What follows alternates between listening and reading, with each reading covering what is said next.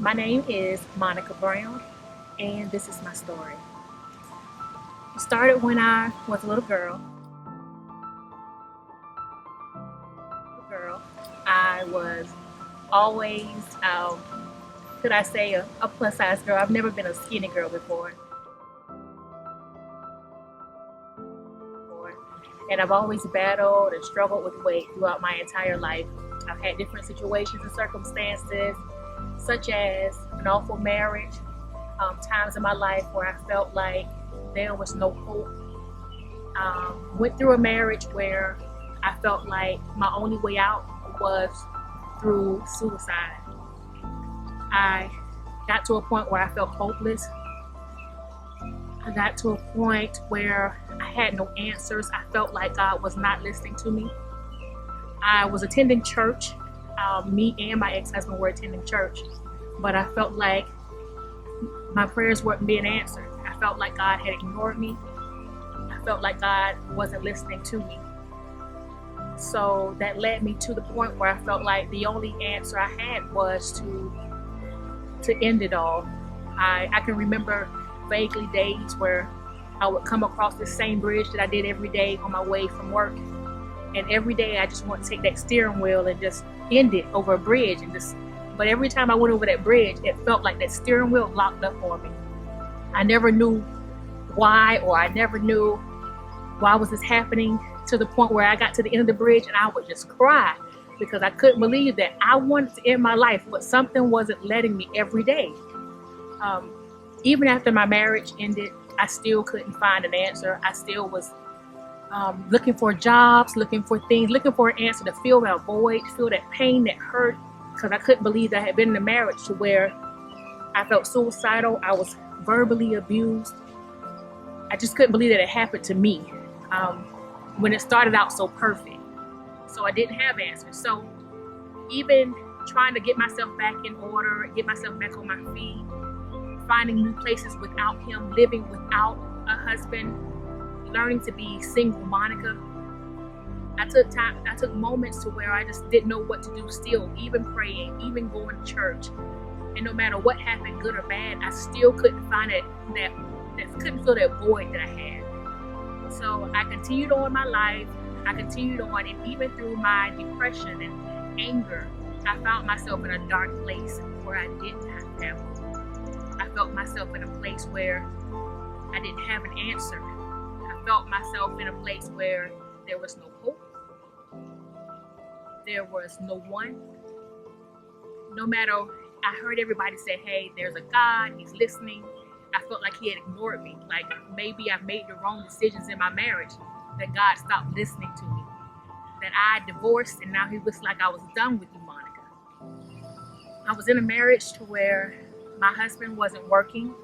He said he was not working. He believed that I should be provider. He believed that I should pay all the bills, cook and clean. He just thought every role would belong to me. Every day I came home, he was sitting on the internet watching cable TV at my expense. He was staying out till 3 o'clock in the morning in my car. He was verbally abusive to where he would argue about everything, whether it was what color is the sky. He was arguing about it. He told me I wanted to spend too much time with my family. He just really wanted me to be isolated to myself. And the funny thing was that he was still attending church with me. So we would go in church, put on this front as if everything was okay. But behind closed doors, he was hollering at me about the situation. I tried to find help. I tried to get a counselor. The counselor came to our house on a weekly basis.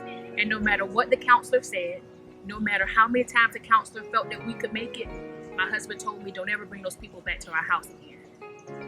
So when you're in a point to where you're sad, you're depressed, you're getting hollered at daily, you're working by yourself, you move into a new home so he can have enough space, and you're paying all the bills, and there are no answers.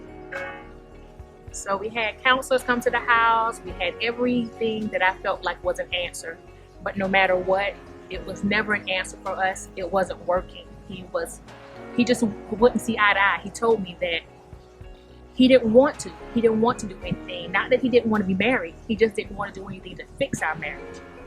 So of course, in that depressed stage, crying every night, having short of money, still having to be a provider for a household,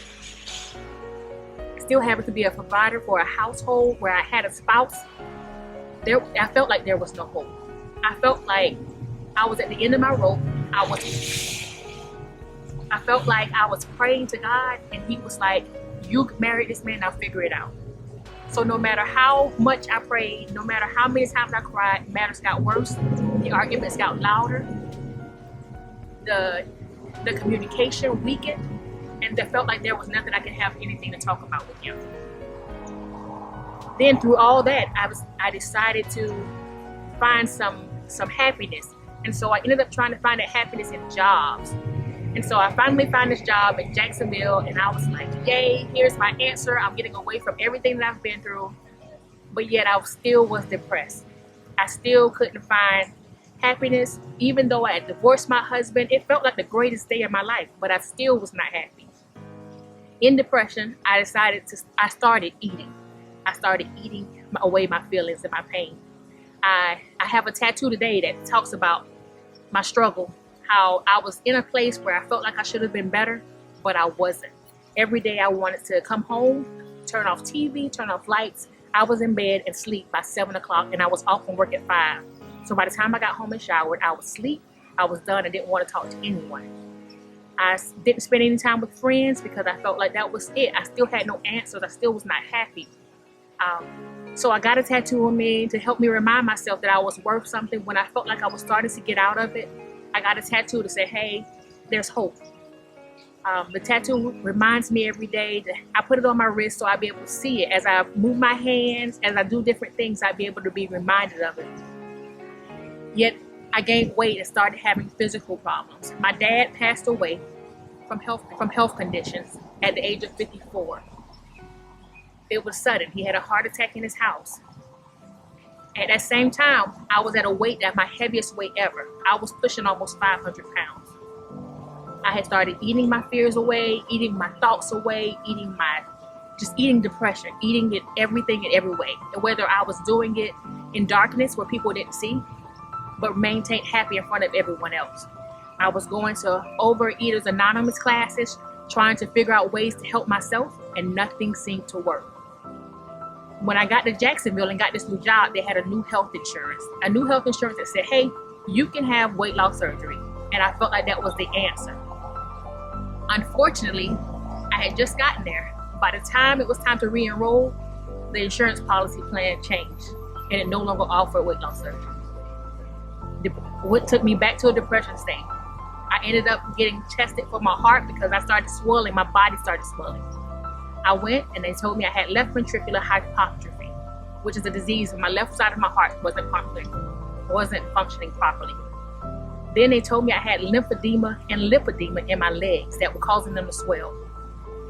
My health, I couldn't walk anywhere. I felt like I should probably get my legs cut off because I couldn't move. I had very limited movement in my lower body. Not to mention I have bad kneecaps, and so both of my knees need surgery. But I'm too young. They want to wait till I'm 40. So in the midst of all that, I started calling in sick as often as I could so I wouldn't have to walk to my car to the job. All this happened within the course of a year, going on, and my health declining more. I even had a few times where I passed out at work. I was sick, I passed out at work, and that caused a whole different issue, a health issue. So eventually, then one day, out of the blue, I was blessed with the finance to be able to have weight loss surgery. A year later, after 10 years of praying and crying about health and having issues, God saw fit to have it to where it was paid in full and I didn't owe any money on it. I was able to say, hey, here is an opportunity. I had weight loss surgery in February of 2019, and that has been the turning point, the changing point for my life. I have lost over 130 pounds. I am excited. Don't try to calculate my weight, but it's been the best thing that's ever happened to my life. It's allowed me to dream. It's allowed me to become a business owner. It's allowed me to change my life and have hope. And so to all the women, to every woman, my biggest word I could ever tell you is to faint not. That no matter what, no matter how difficult the times are, no matter how difficult the struggle, no matter how much the pain, no matter how long you have to go through it. I'm talking of a series of years, at least 10 years, no matter how long it takes. Please do not faint. Trust me that God is listening. God hears you. God will bring you out. God will bless you more abundantly. God will give you visions. He will give you dreams. If you faint not and focus on God, remember that you're not going through it alone. I know it sounds easier said than done because so many people say you're not going through it alone. Just pray. I encourage you to do not faint. God is looking out for you. God is going to be there for you. He's always there for you if you just believe. And that's my Refocus story.